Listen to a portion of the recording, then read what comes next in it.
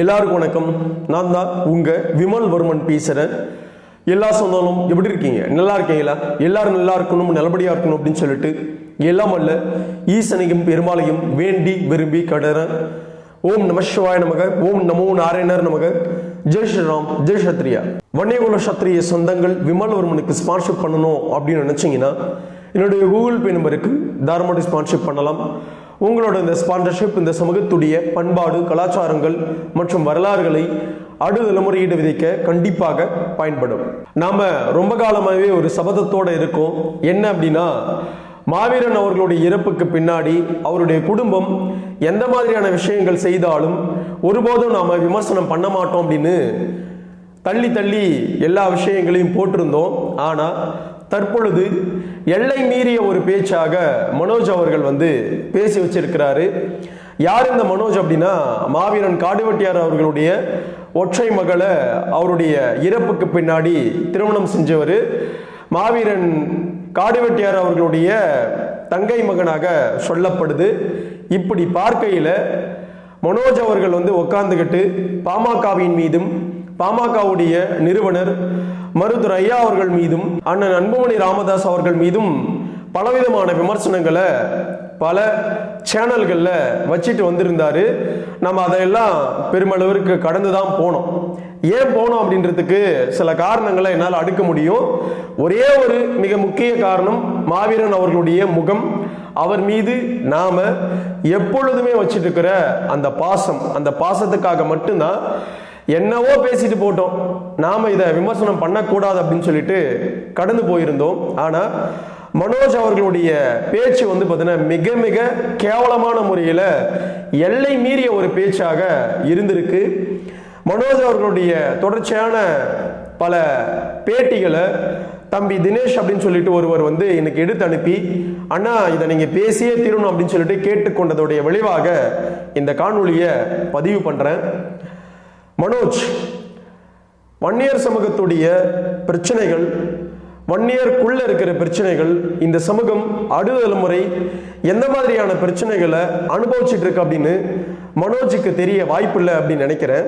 ஏன்னா தேர்தல் நேரம் நெருங்கினா போதும் ஏதாவது ஒரு சேனல்ல உட்காந்துக்கிட்டு பாமகவை வசைப்பாடுறேன், பாமகவை குறை சொல்றேன், பாமகவோட தலைவர்களை பார்த்தீங்கன்னா குறை சொல்றேன்ற பேர்ல ஒட்டுமொத்த வன்னியர் சமூகத்தையும், ஏன் இந்த வன்னியர் சமூகத்துக்குள்ள இருக்கிற பலருடைய நம்பிக்கையாக திகழும் அவர்களுடைய தலைவர்களையும் பார்த்தீங்கன்னா விமர்சனம் பண்றத ஒருபோதும் பார்த்தீங்கன்னா நம்மளால ஏற்றுக்கொள்ள முடியாது அப்படின்னு தான் வெளிப்படையாகவே விமல் வர்மன் பதிவு செய்ய கடமைப்பட்டிருக்கேன். நான் நேற்று ஆகாயம் வாய்ஸ் அப்படின்னு சொல்லிட்டு ஒரு சேனல்ல மனோஜ் அவர்களுடைய பேட்டியை பார்த்தீங்கன்னா பார்த்தேன். மிக மிக தரம் தாழ்ந்த பார்த்தீங்கன்னா ஒரு பேச்சை பேசி வச்சிருக்கிறாரு மனோஜ் அவர்கள். ரெண்டு பேருக்கும் ஒரே ஏஜ் தான் அப்படின்னு நினைக்கிறேன். அப்படியாப்பட்ட ஒரு சூழல்ல இன்னமும் நான் மரியாதை கொடுக்கறதுக்கு ஒரே ஒரு காரணம், மாவீரன் ஜெயகுரு அவர்கள் மட்டும்தான். அவருடைய மகளை திருமணம் பண்ண ஒரே ஒரு காரணத்துக்காக மட்டும்தான் இந்த மரியாதை. அந்த மரியாதையை காப்பாத்திக்கணும் அப்படின்னு நினைச்சா இனிமேல் ஏதாவது ஒரு சேனல்ல உட்கார்ந்துக்கிட்டு ஒட்டுமொத்த வன்னியர் சமூகமும் என் பின்னாடி தான் இருக்கு, இந்த சமூகத்துக்குள்ள இருக்கிறவங்க புற என்ன பார்த்தீங்கன்னா இப்படி எல்லாம் பேச சொல்றாங்க அப்படின்னு சும்மா எதையாவது பார்த்தீங்கன்னா சேனல்ல பேசிக்கிட்டு தெரிய வேண்டாம் அப்படின்னு மனோஜ் அவர்களுக்கு சொல்லிக்க கடமைப்பட்டிருக்கேன். நேற்று ஆகாயம் வாய்ஸ் அப்படின்னு சொல்லப்படும் ஒரு சேனல்ல பதிவு பண்ணியிருக்கிறாரு. என்ன மாதிரியான விஷயங்கள் அப்படின்னா, முதல் விஷயம், அதாவது வன்னியர் அறக்கட்டளையா இருந்தத மருத்துவர் ஐயா அவர்கள் அவருடைய மனைவி பெயர்ல மாத்திட்டாராம். அதனால வன்னியர் சமூகத்துக்கு எந்த ஒரு நல்லதும் நடக்கல அப்படின்னு மிக பெருசா சொல்லியிருந்தாரு. முதல்ல வன்னியர் சமூகத்துக்குள்ள இருக்கிற பொது சொத்துக்கள் யாருடைய கட்டுப்பாட்டில் இருக்கு, யாருடைய கட்டுப்பாட்டுக்குள்ள இருந்து வன்னியருடைய பொது சொத்துக்கள் எல்லாம் எந்த முறையில இந்த சமூகத்துக்குள்ள பயன்பட்டு இருக்கு அப்படின்னு சொல்லிட்டு நம்ம மனோஜ் அவர்கள் கொஞ்சம் விளக்கனா நமக்கு புரிதல் ஏற்படும் அப்படின்னு நினைக்கிறேன். பல்லாயிரம் கோடி சொத்துக்கள் கொண்ட வன்னியகுல சத்திரிய சமூகத்துடைய பொது சொத்துக்கள் எல்லாம் இன்னைக்கு, நேத்து, அதுக்கு முன்னாடி வரைக்குமே அரசாங்கம் அப்படின்ற போர்வையில திராவிட கட்சிகள் தின்னு கொளுத்துட்டு இன்னைக்கு வரைக்கும் வாழ்ந்துட்டு இருக்கான். அதையெல்லாம் கேட்க மனோஜ் அவர்களுக்கு துப்பு இருக்கா அப்படின்னு நமக்கு தெரியல. அந்த சொத்துக்கள் எல்லாம் எப்படி பொது சொத்துக்களா வன்னியர் சமூகத்துக்குள்ள இருந்து இன்னைக்கு அரசாங்கத்துக்கிட்ட இருக்கு அப்படின்னு முதல்ல மனோஜ் அவர்கள் தெரிஞ்சுக்கணும். ஒரு பொது சொத்தை சரஸ்வதி அப்படின்னு சொல்லிட்டு அறக்கட்டளையாக மாற்றுவதோட விளைவு என்ன அப்படின்னா, அந்த அறக்கட்டளையை எந்த ஒரு அரசாங்கமும் கையெடுத்து யூஸ் பண்ண முடியாது.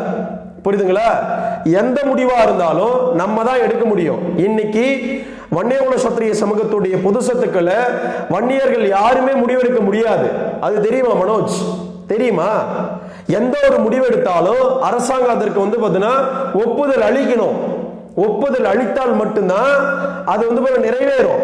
4 லட்சம் கோடி சொத்து வச்சிருந்தா மட்டும் போதாது வன்னியகுல சத்திரிய சமூகத்துடைய பொது சொத்துல. புரியுதா? அதை பயன்படுத்தணும் அப்படின்னா இன்னைக்கு அரசாங்கம் நமக்கு ஒப்புதல் அளிக்கணும். அது முதல்ல தெரியுமா?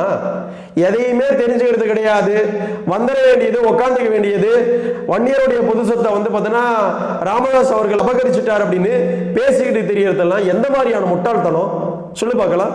அடுத்தது மருத்துவர் அண்ணன் அன்புமணி ராமதாஸ் அவர்களுடைய விஷயத்தை நீங்க விமர்சனம் பண்ணீங்க, நாம் அதை ஏற்றுக்கொண்டோம். அவர்களுடைய குடும்பத்தை விமர்சனம் பண்றதுக்கு மனோஜ் அவர்களுக்கு என்ன தகுதி இருக்கு? முதல் கேள்வி அதுதான். குறிப்பாக மருத்துவர் அண்ணன் அன்புமணி ராமதாஸ் அவர்களுடைய மனைவியையோ இல்ல அவர்களுடைய பெண் குழந்தைகளையோ விமர்சனம் பண்றதுக்கு யாருக்குமே உரிமை கிடையாது. ஏன், எந்த வீட்டு பெண்ணா இருந்தாலும் சரி யாருக்குமே அவர்களை விமர்சனம் பண்றதுக்கு உரிமை கிடையாது. நீ என்ன போய் உட்கார்ந்துக்கிட்டு இஷ்டத்துக்கு பார்த்தீங்கன்னா அவர்கள் போராட்ட காலத்திற்கு வந்தார்களா, அவர்கள் வழக்கு வாங்கினாங்களா, வழக்கு வாங்கி பார்த்தீங்கன்னா சிறைக்கு சென்றார்களா அப்படின்னு கேள்வி கேட்டுட்டு இருக்க. என்ன இது முட்டாள்தனமான ஒரு பேச்சு? ஒரு முட்டாள் கூட இப்படி எல்லாம் பேச மாட்டான். ஒரு முட்டாள் கூட இப்படி எல்லாம் பார்த்தீங்கன்னா விமர்சனம் பண்ண மாட்டான். வன்னியர் வீட்டு பெண்களை பார்த்தீங்கன்னா இப்படிதான் உட்காந்துக்கிட்டு பொதுத்தளத்துல ஏதோ ஒரு தற்கூரி பார்த்தீங்கன்னா டிபேட்டுக்கு உன்னை கூப்பிட்டான் அப்படின்னா அங்க போய் உட்காந்துக்கிட்டு இப்படிதான் பேசிட்டு தெரிவியா? சொல்லு பார்க்கலாம் மனோஜ், இப்படிதான் பேசிட்டு தெரிவியான்னு கேட்கிறேன் நானு.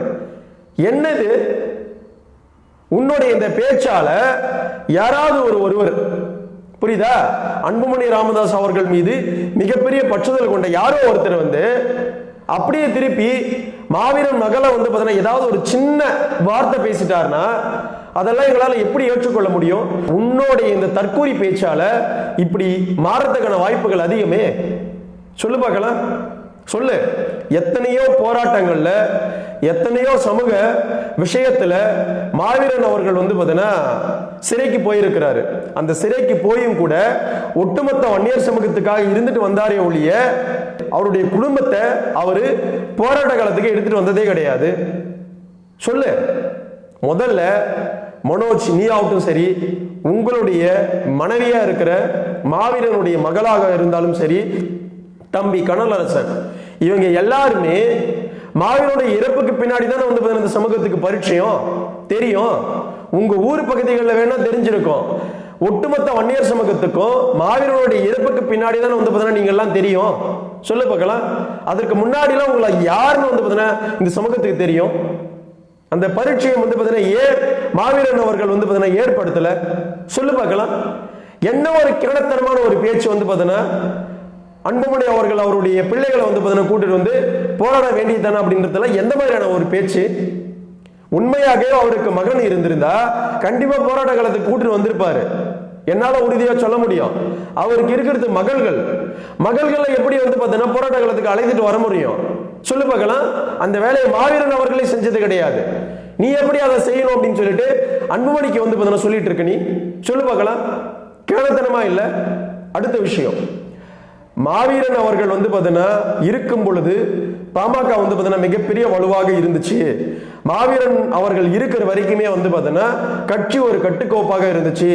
யாரோடையும் கூட்டணிக்கு போகல. மாவீரன் அவர்களுடைய இறப்புக்கு பின்னாடி மாறி மாறி அன்புமணி அவர்கள் கூட்டணியை வைக்கிறதுனால இந்த கட்சியோடைய ஓட்டு வங்கியெல்லாம் கம்மியாயிடுச்சு அப்படின்னு சொல்லிட்டு மிக வருத்தமா மனோஜ் நீங்க பதிவு பண்ணியிருந்தீங்க. கடந்த சட்டமன்ற தேர்தலில் 2021 நீங்க என்ன மாதிரியான உருட்டுக்கள்லாம் உருட்டுனீங்க? திமுகவுக்கு வாக்கு செலுத்துங்க, திமுக தான் வந்து பார்த்தீங்கன்னா வன்னியர்களுக்கான இடஒதுக்கீடை உறுதி பண்ணி கொடுக்கும், வன்னியர்கள் எல்லாருமே வந்து பார்த்தீங்கன்னா திமுகவுக்கு தான் வாக்கு போடணும் அப்படின்னு பிரச்சாரம் பண்ணதெல்லாம் வன்னியர்களுக்கு தெரியாதா? சொல்லு பார்க்கலாம். வந்த உடனே வந்து பார்த்தீங்கன்னா வன்னியருடைய 10.5% நிராகரிச்சது யாரு? நீ சொன்ன திமுக. சொல்லு, நீ சொன்ன திமுக தானே, நீ ஓட்டு போட்ட திமுக தானே. அந்த திமுக ஏன் வன்னியர் குல சத்திரிய சமூகத்துக்கான இடஒதுக்கீடு இன்னைக்கு வரைக்கும் வந்து பார்த்தீங்கன்னா கொடுக்கல, தாமதப்படுத்திக்கிட்டே இருக்கு? இத கேள்வி கேட்க உனக்கு துப்பு இருக்கா மனோஜ்? துப்பு இருக்கா? துப்பு இல்லாத போது பாமகவுடைய வளர்ச்சியும் வீழ்ச்சியும் வந்து பார்த்தீங்கன்னா விமர்சனம் பண்றது உனக்கு அருகதையே கிடையாது, அருகதையே கிடையாது. சொல்லு பார்க்கலாம். கடந்த சட்டமன்ற தேர்தலில் போய் வந்து பார்த்தீங்கன்னா திமுகவுக்கு வாக்கு செலுத்துங்க அப்படின்னு வன்னியர்கிட்ட பேசின பேச்சு நீ இன்னைக்கு வரைக்கும் என்னால் மறக்க முடியாது. துரோகவாதிகளாக வந்து பார்த்தீங்கன்னா வாழ்ந்துக்கிட்டு நீங்கள்லாம் வந்து பார்த்தீங்கன்னா அன்புமணி அவர்களை வந்து பார்த்தீங்கன்னா விமர்சனம் பண்ணுறது எந்த மாதிரியான வந்து பார்த்தீங்கன்னா மனநிலை? சொல்லு பார்க்கலாம். மாவீரன் அவர்கள் இருக்கும் பொழுதும் சரி, இல்லாத பொழுதும் சரி, அவங்க நாடாளுமன்ற தேர்தல் அப்படின்னாவே கூட்டணி தான் வச்சிட்டு இருக்கிறாங்க. காலகாலத்துக்கு வந்து பார்த்தீங்கன்னா கூட்டணியோட தான் வந்து பார்த்தீங்கன்னா பாமக பயணப்படுது. நாடாளுமன்ற தேர்தலில், சட்டமன்ற தேர்தலில் வந்து பார்த்தீங்கன்னா அவங்க கூட்டணி வைக்கணுமா வைக்கக்கூடாதுன்றது அது அவங்களுடைய முடிவு, தனிப்பட்ட விருப்பம். அது அவர்கள், அவருடைய கட்சி, அந்த கட்சியோட தொண்டர்கள், ஓட்டு போடுறவங்க வந்து பார்த்தீங்கன்னா ஃபீல் பண்ணணும்.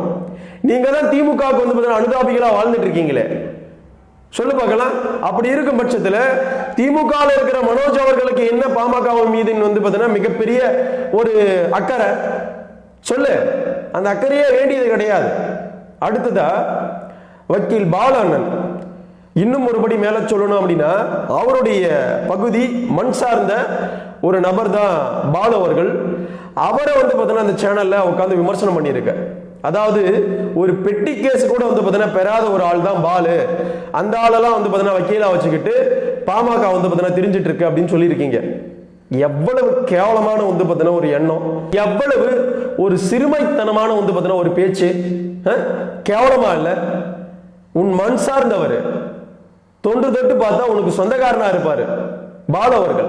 அவர் இவ்வளவு கேவலமான முறையில் விமர்சனம் பண்ணிட்டு இருக்கிற நீ என்ன இந்த சமூகத்துக்கு கிழிச்சு தள்ளிட்ட? சொல்லு பார்க்கலாம் மனோஜ். சொல்லு. நீ இந்த சமூகத்துக்கு தெரிஞ்ச பின்னாடி, மாவீரன் அவர்களுடைய மகளை திருமணம் பண்ணதுக்கு பின்னாடி இந்த சமூகத்துக்கு நான் இதை கிழிச்சிருக்கேன் சொல்லு. நான் என்னுடைய அரசியல் நிலைப்பாட்டிலிருந்து திமுகவுக்கு ஓட்டு போட்டும் கூட வன்னியகுல சத்திரிய சமூகத்துக்கு இதெல்லாம் கிழிச்சு கத்த கட்டி இருக்கான் அப்படின்னு ஒரு 10 கத்தையாவது வந்து பார்த்தீங்கன்னா நம்ம மனோஜ் அவர்கள் தெரிவிச்சா நல்லதா இருக்கும் அப்படின்னு நினைக்கிறேன். புரியுதா? இங்க சேனல்ல உட்காந்துக்கிட்டு பேசுறதுனால மாவீரன் அவர்களுடைய அனுதாபிகள் எல்லாம் உங்களை விமர்சனம் பண்ணாம கடந்துட்டு இருக்கோம். புரியுதா? விமர்சனம் பண்ணாம கடந்துட்டு இருக்கோம். அந்த கடந்துட்டு இருக்கிற விஷயம் வந்து உங்களுடைய பேச்சுகளுக்கு வந்து பார்த்தீங்கன்னா ஐயோ நாமெல்லாம் வந்து பார்த்தீங்கன்னா பேசுற பேச்செல்லாம் இவர்கள் எல்லாமே ஆதரிக்கிறாங்க அப்படின்ற எண்ணம் கிடையாது. மாவீரன் அப்படின்னு சொல்லப்படும் அந்த மா மனிதனுடைய ஒற்றை முகத்துக்காக வந்து நாங்கெல்லாம் கடந்து போயிட்டு இருக்கோம். சொல்லு பார்க்கலாம். அதை நீ அட்வான்டேஜை எடுத்துக்கிட்டு உட்காந்துக்கிட்டு அன்புமணி அவர்களுடைய குடும்பத்தை, அதுவும் பெண்களை வந்து பார்த்தீங்கன்னா விமர்சனம் பண்ற. 10.5% என்னன்னு உனக்கு தெரியுமா? வன்னியருடைய இடஒதுக்கீடு பற்றிய புரிதல் ஏதாவது இருக்குதா? இன்னும் ஒரு படி மேல போய் சொல்லணும் அப்படின்னா 25 உயிர்கள் வந்து பார்த்தீங்கன்னா 1987 இறந்தாங்க. அவர்களுக்கு எந்த ஒரு நல்லதையும் வந்து பார்த்தீங்கன்னா பாமக செய்யல அப்படின்னு வந்து பார்த்தீங்கன்னா இவ்வளவு தூரம் வருத்தப்பட்டு அந்த சேனல்ல மனோஜ் அவர்கள் பேசியிருக்கிறார். நீ உங்களுடைய சொத்தை வித்து ஒரு 2 குடும்பத்துக்காவது வந்து பார்த்தீங்கன்னா வீடு கட்டி கொடு. புரியுதா? உன் பின்னாடி இந்த சமூகம் வந்து பார்த்தீங்கன்னா வரும். புரியுதா? உன் பின்னாடி வரட்டுமே. உனக்கு அவ்வளவு அக்கறை இருக்கு அப்படின்னா உன் சொத்தை வித்து ஒரு 2 வன்னியர் குடும்பத்துக்கு வந்து பார்த்தீங்கன்னா நல்லது பண்ணு. யார் வேணாம்னு சொன்னா? யார் வேணாம்னு சொன்னா? எவனாவது வந்து தடுத்தானா? சொல்லு பார்க்கலாம். உட்காந்துக்க வேண்டியது வந்து பார்த்தீங்கன்னா தேர்தல் நேரம் நெருங்கினா போதிக்கும். உடனே வந்து பார்த்தீங்கன்னா எவனாவது ஏதாவது ஒரு சேனல்ல கூப்பிட்டான் அப்படின்னா கேவலமான முறையில வன்னியர் சமூகத்துக்குள்ளே வந்து பார்த்தீங்கன்னா விமர்சனம் வச்சுட்டு இருக்கீங்க. உங்களால இந்த சமூகம் வந்து பார்த்தீங்கன்னா என்ன பயணம் வந்து பார்த்தீங்கன்னா அடைஞ்சிட போகுது? சொல்லு பார்க்கலாம். எந்த பயணம் வந்து பார்த்தீங்கன்னா அடைஞ்சிட போகுது? ஒரு பயணம் வந்து பார்த்தீங்கன்னா அடையாது.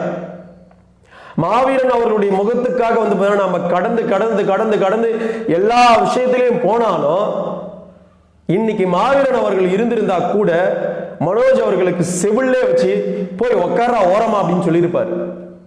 என்ன உனக்கு அரசியல் தெரியும், என்ன அரசியல் புரிதல் தெரியும் அப்படின்னு சொல்லிட்டு மாவீரன் அவர்கள் இருந்திருந்தா இன்னைக்கு மனோஜ் அவர்கள்லாம் பாத்தீங்கன்னா இப்படியாப்பட்ட பேச்சுக்கள் பாத்தீங்கன்னா பேசியிருக்க மாட்டார். அதுவும் பெண்களை பாத்தீங்கன்னா குறித்து ஒருபோதும் பாத்தீங்கன்னா விமர்சனம் பண்ணியிருக்கவே கூடாது. அறக்கட்டளைகள் எப்படி இயங்குது, வன்னியகுல சத்திரிய சமூகத்துடைய பொது சொத்துக்கள் எப்படி இயங்குது, வன்னியுடைய பொது சொத்துக்கள் எத்தனை அரசாங்கம் எதெல்லாம் பண்ணிட்டு திரிஞ்சிட்டு இருக்கு அப்படின்ற எந்த புரிதலும் கிடையாது. புரியுதா? வன்னியருடைய பொது சொத்தை ராமதாஸ் அவர்கள் ஆட்டையை போட்டுட்டார் அப்படின்னு சொல்லிட்டு இருக்கிற எல்லா தற்குறிகளுக்கும் ஒன்று சொல்லிக்கிறேன். அன்புமணி அவர்களோ இல்ல பாத்தீங்கன்னா ராமதாஸ் அவர்களோ வன்னியர் அறக்கட்டளை பாத்தீங்கன்னா அவருடைய பேருக்கு மாத்திட்டார் அப்படின்னு நீங்க சொன்னாலும் அதை நான் ஏற்றுக்கொள்றேன். ஆனா இன்னைக்கு பொது சொத்தா இருந்திருந்தா அரசாங்கம் அதை எடுத்து எந்த வேலை வேணாலும் செய்வான். புரியுதா? நம்முடைய பேச்சுகளுக்கு அங்க இடமே கிடையாது. இன்னைக்கு தனிநபருடைய சொத்தா பாத்தீங்கன்னா அது இருக்கிறதுனால எல்லா அதிகாரத்தையும் பாத்தீங்கன்னா ஒரு வன்னியரா நம்மளால முடிவெடுக்க முடியும். தெரியுமா?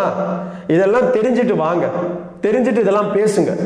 எதையுமே தெரியாம உட்கார்ந்துக்க வேண்டியது பொது சொத்தை திருடிட்டாங்க, பொது சொத்துல வாழ்றாங்க, பொது சொத்துல இருக்கிறாங்க. நான் வெளிப்படையா கேட்கிறேன், மாவீரன் அவர்களுடைய இறப்புக்கு பின்னாடி தான் மாவீரன் அவருடைய குடும்பத்தை சார்ந்த நீங்கள்லாம் தெரிஞ்சுங்க. அவருடைய இறப்பு இல்லாம இருந்திருந்தா நீங்கள்லாம் யாருன்னே இந்த சமூகத்துக்கு தெரிஞ்சிருக்காது. முதல் உண்மை. அதே போல மாவீரன் அவர்கள் ஆரம்ப காலகட்டத்தில் திமுகவில் பயணிச்சும் அப்புறம் சில கம்யூனிஸ்ட் சித்தாந்தவாதிகளோட பயணித்த விஷயத்தை மாவீரன் அவர்களே மேடையில் பேசியிருக்கிறாரு. அவருடைய பேச்சுக்கு பிற்பாடு ராமதாஸ் அவர்களுடைய தொடர் சாலை மறியல் போராட்டம், அவர் நடத்திய எல்லா விஷயத்திலையும் தன்னைத்தானே பங்கு கொண்டு வந்தாரு. அவருடைய வீரமான பேச்சுக்காகவும் அவருடைய உன்னதமான தன்னலமற்ற ஒரு குணத்துக்காகவும் மாவீரன் அவர்களுக்கு வன்னியர் சங்கத்துடைய தலைவராக பொறுப்பு கொடுத்து அழகு பார்த்தவர் தான் மருத்துவர் ஐயா அவர்கள். அவர் இருக்கும் வரைக்குமே அவர் தான் வன்னியர் சங்கத்துடைய தலைவரா இருந்து மறைந்தார் அப்படின்றது எல்லா வன்னியகுல சத்திரியர்களுக்கும் தெரியும்.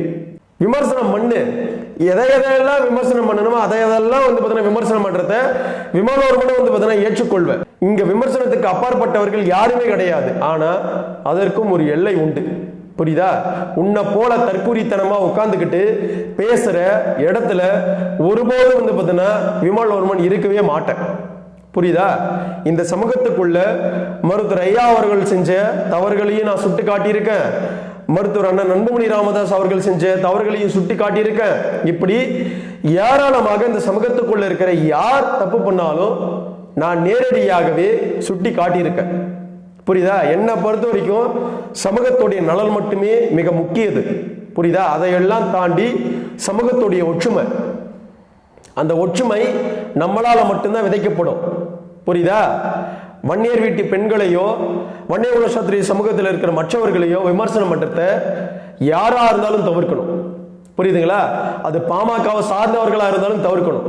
அதை ஒவ்வொரு வன்னியர்களும் மாற்றிக்கொள்ளணும். குறிப்பாக மனோஜ், உங்க பின்னாடி எல்லாம் இந்த வன்னியகுல சத்திரிய சமூகம் ஒரு காலத்திலையும் பின்னாடி வராது. எதையாவது ஒரு 10 பேர் பார்த்தீங்கன்னா உங்களுக்கு போனை போட்டு நீங்க பேசுறது அருமை அப்படின்னு சொன்னாங்க அப்படின்னா மீதி இருக்கிற 90% வன்னியர்கள் கண்டிப்பா உங்களை பின்தொடர மாட்டாங்க. மாவீரன் அவர்கள் மீது வைத்திருக்கிற பாசம் வேறு. அந்த பாசத்தால உங்களை மதிக்கிறாங்க அப்படின்னு நீங்க நினைக்கிறது மிகப்பெரிய தவறு. மாவீரன் அவர்களுடைய முகத்துக்காக மட்டும்தான் நீங்க எல்லாரும் செய்யற தவற கடந்து போயிட்டு இருக்கோம்.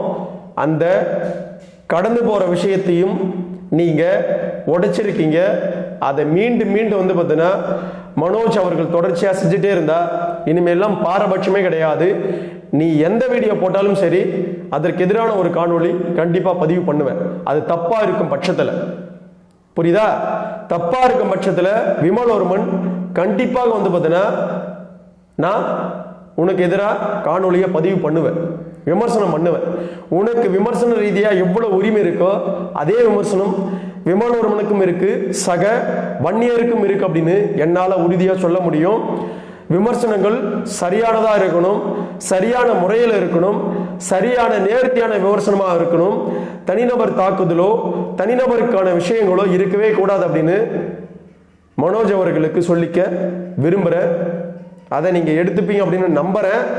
அதே மாரி நான்லாம் அப்படின்னு இழுத்தீங்க அப்படின்னா யாரை பார்த்தும் விமல்வர்மனுக்கு எப்பொழுதுமே பார்த்தீங்கன்னா பயம் கிடையாது. என்னுடைய சேனல்ல இருக்கிற எல்லா வன்னியகுல சத்திரியர்களுக்கும் தெரியும் விமல்வர்மன்னா எப்படி, யாரு, எப்படியாப்பட்ட சித்தாந்தத்தோட, எப்படியாப்பட்ட கொள்கையோட பார்த்தீங்கன்னா இருக்கா அப்படின்றத எல்லாருக்குமே தெரியும் அப்படின்னு நினைக்கிறேன். அவ்வளவுதான் சொல்ல முடியும். தப்பு யார் பண்ணாலும் தப்பு தப்பு தான், புரியுதா? அதற்கு மாற்றே கிடையாது. தப்பு தப்பு தான். அதை மனோஜ் திருத்திக் கொள்ளணும் அப்படின்னு நான் மீண்டும் ஒரு முறை கேட்டுக்க விரும்புகிறேன். புரியுதா? இந்த ஒரு காணொலியில தான் இவ்வளோ மரியாதை. அடுத்த காணொலிகள்லாம் பார்த்தீங்கன்னா ஏதாவது விமர்சன ரீதியா தேர்தல் நேரத்தில் எதையாவது பார்த்தீங்கன்னா கம்பி கட்டிக்கிட்டு போய் திமுகவுக்கு வாக்கு போடு, இவனுக்கு வாக்கு போடு அப்படின்னு நீ பேசிட்டு இருக்கிற தற்குறித்தனமான பேச்சுக்கள்லாம் இனிமேல் மரியாதை கிடையாது அப்படின்னு மீண்டும் ஒரு முறை அன்போடு பார்த்தீங்கன்னா சொல்லிக்க கடமைப்பட்டிருக்கேன். நன்றி, வணக்கம். வாழ்க வளர்க வன்னிய பெருங்குளம், வாழ்க வளர்க வன்னியகுல சத்திரிய சமூகத்தின் பண்பாடும் கலாச்சாரமும் வரலாறு மற்றும் வன்னியகுல சத்திரிய சமூகத்துடைய சத்திரிய தர்மமும் மேலோகட்டும். அடுத்து ஒரு நல்ல காணொலியில் சந்திக்கிறேன். டாடா, பாய். உன்னுடைய பேர் சுத்தமான பள்ளி பையன், சுத்தமான பள்ளி பையன்.